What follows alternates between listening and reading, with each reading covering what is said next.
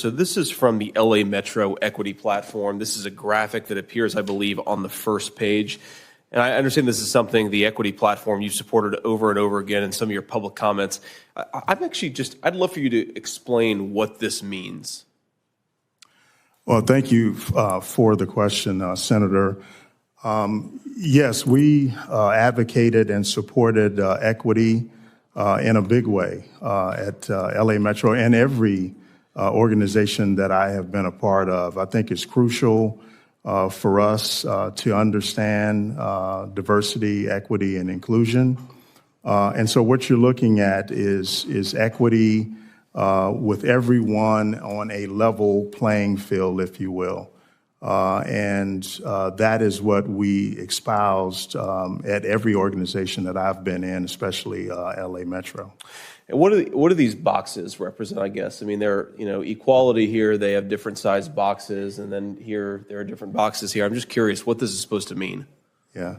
Well, that is, opportunity, if you will. Opportunity and how you position people that may be less fortunate for the same opportunities that other people might receive. Okay. I got to say, Mr. Washington, I appreciate the attempt at an explanation there, but I don't fully understand why equality and equity are different. I would assume that equality of opportunity is something that we all believe in and agree with. Mm-hmm. I worry just in some of your public comments and some of the things that you've said, you tend to take this focus of explicitly saying that color blindness, of looking at people without regards to skin color, is somehow in and of itself discriminatory. And I was hoping to elucidate that a little bit by appeal to this chart and try to understand it a little bit better. But I have to be honest, and I'm not trying to be rude, Mr. Washington, I just don't fully understand what this is meant to convey and how it might influence some of your policies. In an effort to kind of drill down to that, I just want to ask just a few questions here, because the aviation industry is maybe the single industry where aptitude and where safety matter more than almost anything else. I mean, I can't imagine even going under the knife. I'd probably choose having a safe pilot as more important than even going under the knife for a surgery.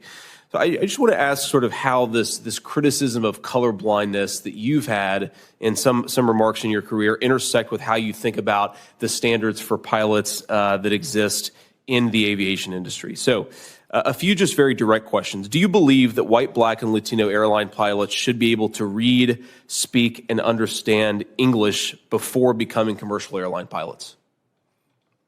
Yes, I do. Great, thank you.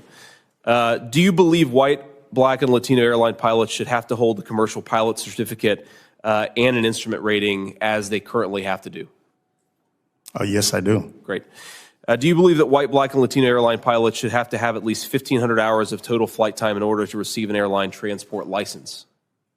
Yes, I do. Okay, thank you, Mr. Washington. I appreciate that, and here's the reason why I ask those questions, because there is an inconsistency between some of the diversity, equity, and inclusion rhetoric on the one hand, and the fact that we should hold everybody to equal standards no matter what.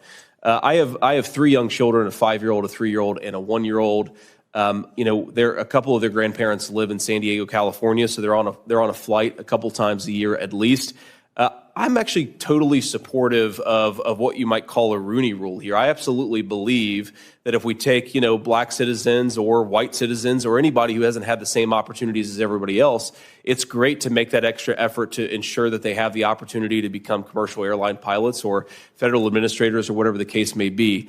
What I worry about is that some of our aviation industry, some of the experts and some of the ideas centered around diversity, equity, and inclusion seem to take the idea that we should relax standards in an effort to promote certain groups of certain racial or gender categories.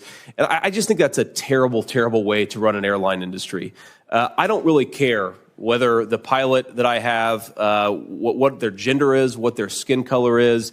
I just care about whether they can do the job. And I hope that you're committed to the same exact attitude, because if we don't have safe airline pilots and if we relax the standards in an effort to get pilots of a certain skin color or a certain gender, it's going to be disastrous, quite literally. Thank you.